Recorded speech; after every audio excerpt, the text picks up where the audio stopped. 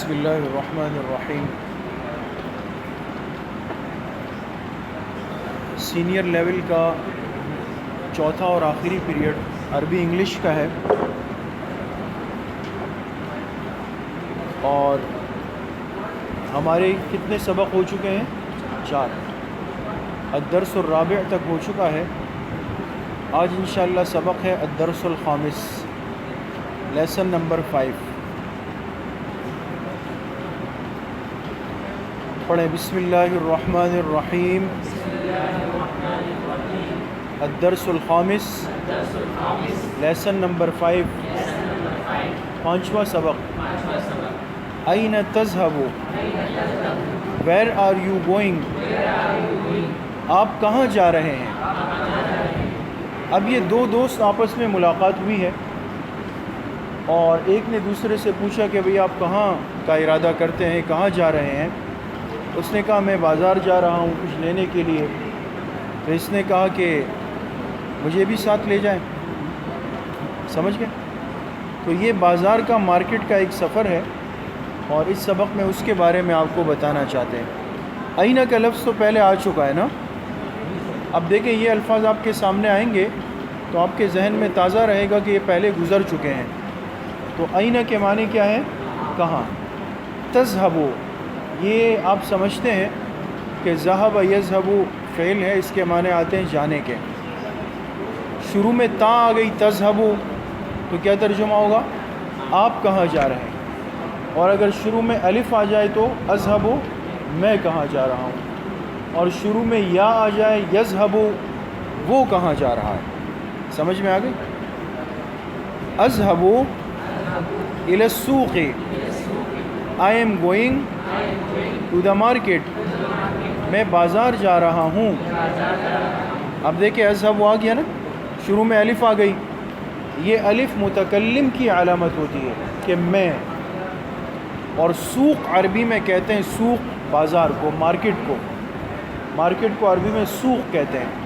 اس لیے عرب ممالک میں آپ جب جائیں گے حرمین الشریفین میں حج عمرے کے لیے، اللہ سب کو حاضری اور سعادت نصیب فرمائے، وہاں پہ لکھا ہوگا سوق التمور، سوق الخضروات، سوق الفواکہ، سوق القماش۔ ہر چیز کی الگ الگ مارکیٹ ہے۔ یہ کھجور کی ہے، یہ کپڑوں کی ہے، یہ پھلوں کی ہے، یہ سبزیوں کی ہے۔ تو ہر ایک سے پہلے کیا لکھا ہوگا؟ سوق۔ سوق کس کو کہتے ہیں؟ بازار کو، مارکیٹ کو کہتے ہیں۔ اچھا، بیچ میں حرف آیا ہے الا۔ الا کے معنی ہے کی طرف۔ کیا ترجمہ ہوگا؟ کی طرف۔ لیکن ضروری نہیں کہ اردو ترجمہ کرتے ہوئے آپ ہر لفظ کا ماتحت لفظ ترجمہ کریں۔ سمجھ میں آ گئی؟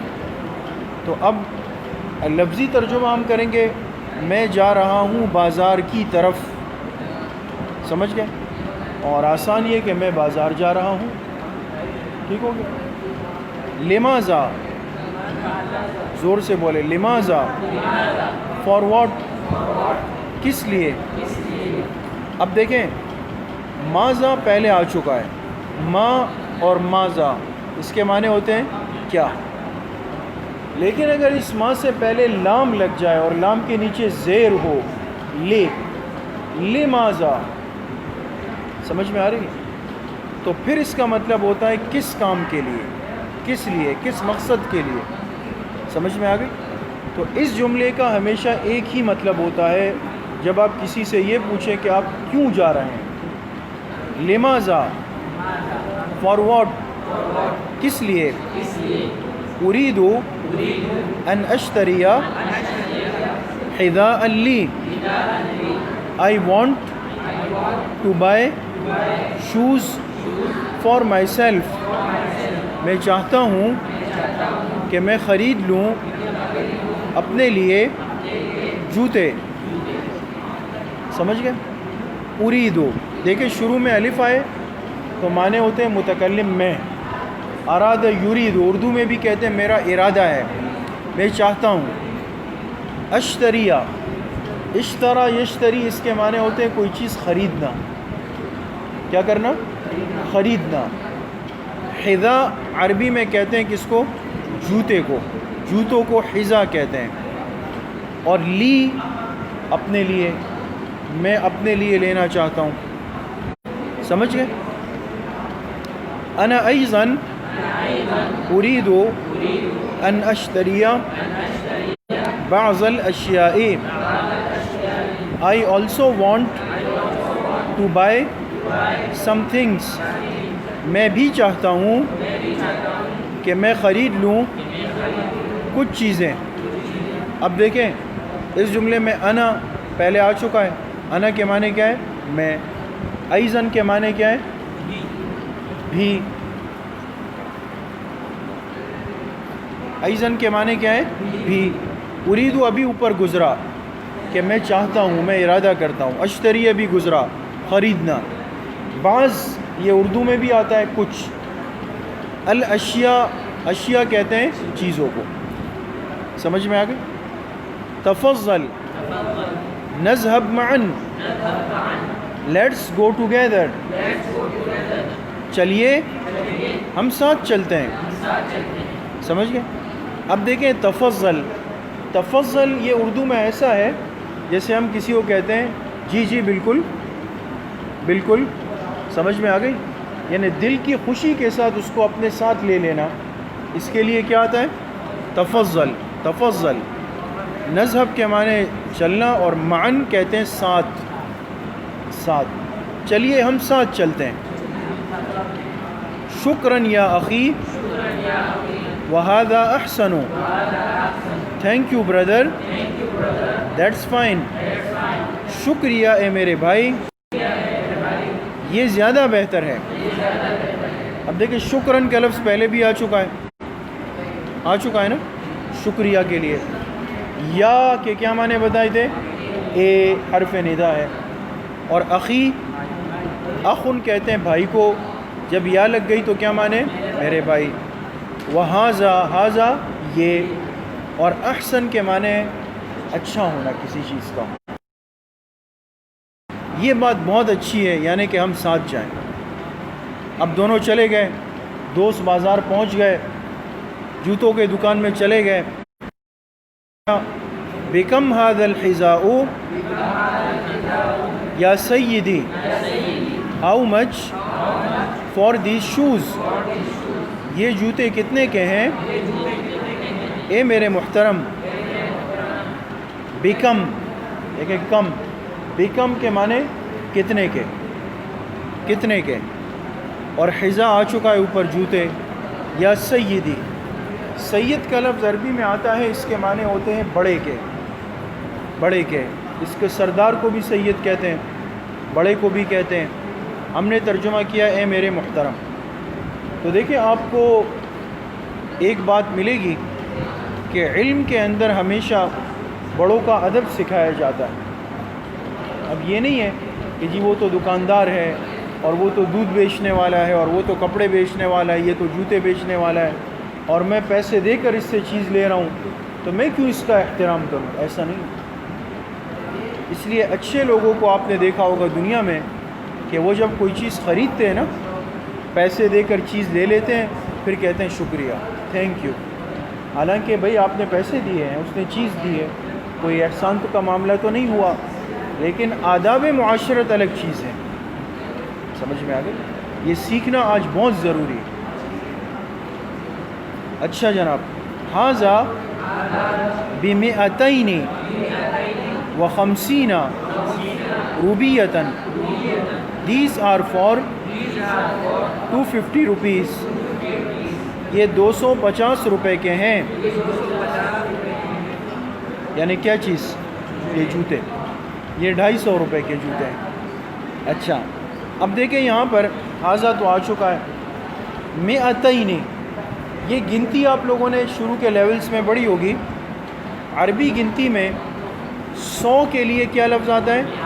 مئہ. مئتن، مئتن 100. اور 200 کے لیے مئتین. 200 کے لیے کیا آتا ہے؟ مئتین. تو مئتین کے معنی تو ہو گئے 200. واو بیچ میں آ گیا، اس کے معنی اور. 50 کہتے ہیں 50 کو. کتنے کو؟ 50. روبیہ اردو میں ہم کہتے ہیں روپیہ، عربی میں اس کو کہتے ہیں روبیۃ. یہ 250 روپے کے ہیں. سمجھ میں آ گئی؟ تو یہ بھی کہہ سکتے ہیں اور یہ بھی کہہ سکتے ہیں کہ یہ 250 روپے کے. دونوں میں فرق نہیں ہے نا؟ کیا ہے؟ وہ ایک آدمی نے کسی سے قرضہ لیا اور قرضہ لینے کے بعد اس نے کہا یار میرے وہ پیسے آپ کب دیں گے؟ اس نے کہا 1 ہفتے بعد دوں گا. تو پیسے اس نے کتنے دیے تھے؟ 150 روپے قرضے میں دیے. تو جب وہ قرضہ دینے والا واپس آئے تو کہا کہ بھئی یہ آپ کے 150 روپے. اس نے کہا کیوں 150 روپے؟ میں نے تو آپ کو کتنے دیے تھے؟ 150. 150 اور 150 میں فرق ہے؟ نہیں ہے نا؟ فرق نہیں ہے نا؟ الفاظ کا فرق ہے. تو 250 اور 250 میں بھی بس اتنا فرق ہے. سمجھ میں آ گئی؟ هل هذا جید؟ are these good؟ کیا یہ اچھے والے ہیں؟ نعم. اچھا اوپر دیکھیں نا، حل تو ہم پڑھ چکے ہیں. کیا هذا؟ یہ جید کہتے ہیں عمدہ کو. جید کس کو کہتے ہیں؟ عمدہ. اچھا معیاری. نعم هذا صنف ممتاز. yes this is the best quality. جی ہاں یہ اعلیٰ معیار کے ہیں. نعم کے معنی کیا ہے؟ جی ہاں. هذا یہ صنف کہتے ہیں کس کو؟ معیار کو. معیار اور ممتاز اعلیٰ.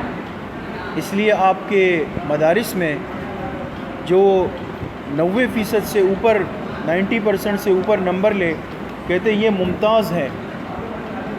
اسکول کی اصطلاح میں A+ ہے. A1 گریڈ والے A1 گریڈ والے مدارس کی اصطلاح میں ممتاز کہلاتے ہیں، ہے نا؟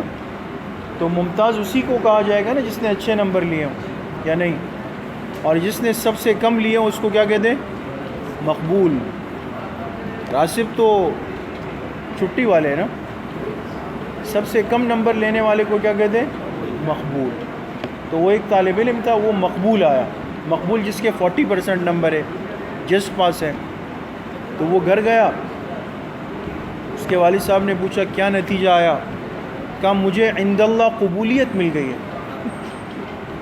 مجھے عند اللہ یعنی اللہ کے ہاں کیا مل گئی؟ قبولیت مل گئی. میں مقبول ہو گیا ہوں. تو گھما دیا نا اس کو. تو یہ بھی کرتے ہیں طلبہ. اچھا خذ الفلوس واعطنی هذا. Take the money and give it to me. پیسے لے اور یہ مجھے دے دیں.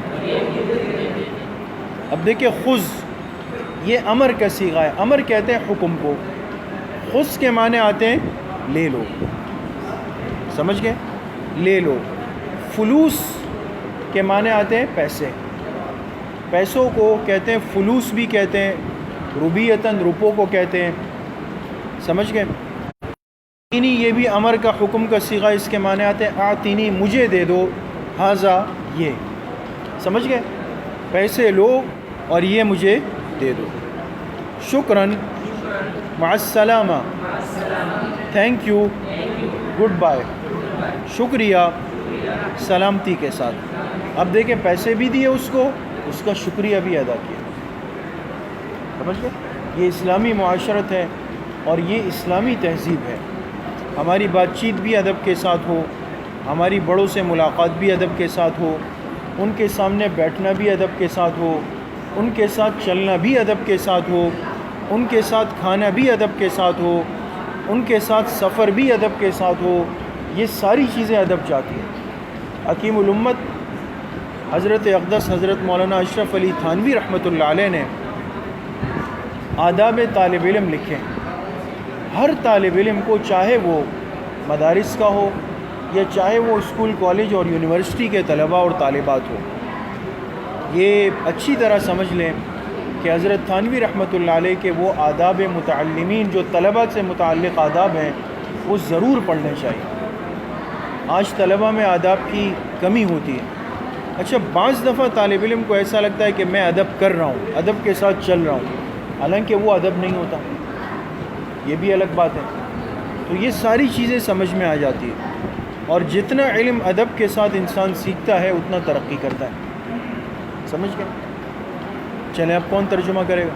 کریں گے جلدی، شاباش جلدی کریں، غور سے سنیں. ابھی دیکھیں الدرس الخامس لیسن نمبر 5 پانچواں سبق. أين تذهب؟ Where are you going? آپ کہاں جا رہے ہیں؟ اذهب إلى السوق. I am going to the market. میں بازار جا رہا ہوں. بازار کا ترجمہ کہاں سے کیا؟ السوق سوق سے کیا. اور الہ کے معنی کیا ہوتے ہیں؟ کی طرف. کی طرف. جی شاباش. لماذا؟ فارورڈ اس لیے. أريد أن أشتري حذاء لي. I want to buy shoes for myself. میں چاہتا ہوں کہ میں اپنے لیے جوتے خریدوں. جوتوں کا ترجمہ کہاں سے کیا؟ حذاء. حذاء سے. جی. أنا أيضا أريد أن أشتري بعض الأشياء. I also want to buy some things. میں بھی چاہتا ہوں کہ میں خرید لوں کچھ چیزیں. تفضل نذهب معا. Let's go together. Let's go together. Let's go together. چلیے ہم ساتھ چلتے ہیں. شکرا یا اخی وهذا احسن. Thank you brother. That's fine. How? That's fine. شکریہ اے میرے بھائی، یہ زیادہ بہتر ہے. زیادہ بہتر ہے. یہ ترجمہ کہاں سے کیا؟ احسن. جی. بیکم هذا الحذاء یا سیدی. How much for these shoes? یہ جوتے کتنے کے ہیں اے محترم؟ اے میرے اے محترم. میرے محترم. هذا ب250 روپیہ. These are for 250 rupees. یہ 250 روپے کے ہیں. هل هذا جيد؟ Are they good؟ These. These good. کیا یہ اچھے والے ہیں؟ نعم هذا صنف ممتاز. Yes, this is the best quality. quality. جی ہاں یہ اعلیٰ معیار کے ہیں. اعلیٰ معیار کے ہیں. جی. خذ الفلوس واعطني هذا. Take the money and give it to me. پیسے لے اور یہ مجھے دے دے. پیسے کا ترجمہ کہاں سے کیا؟ فلوس. فلوس. جی. شکراً مع السلامہ. Thank you good bye.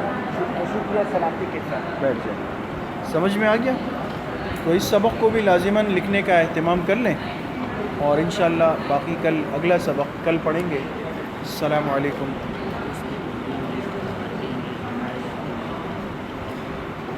اچھا، یاد کرنے کے حوالے سے، امتحان کے حوالے سے یہ سمجھ لیں کہ ہم آپ کو عربی میں دیں گے. امتحان جو آئے گا نا، عربی میں دیں گے جملہ، اور آپ کو 2 اختیار ہوں گے. آپ اس کا ترجمہ چاہے انگلش میں کریں چاہے اردو میں کریں. سمجھ میں آ گیا؟ صحیح. السلام علیکم ورحمۃ اللہ.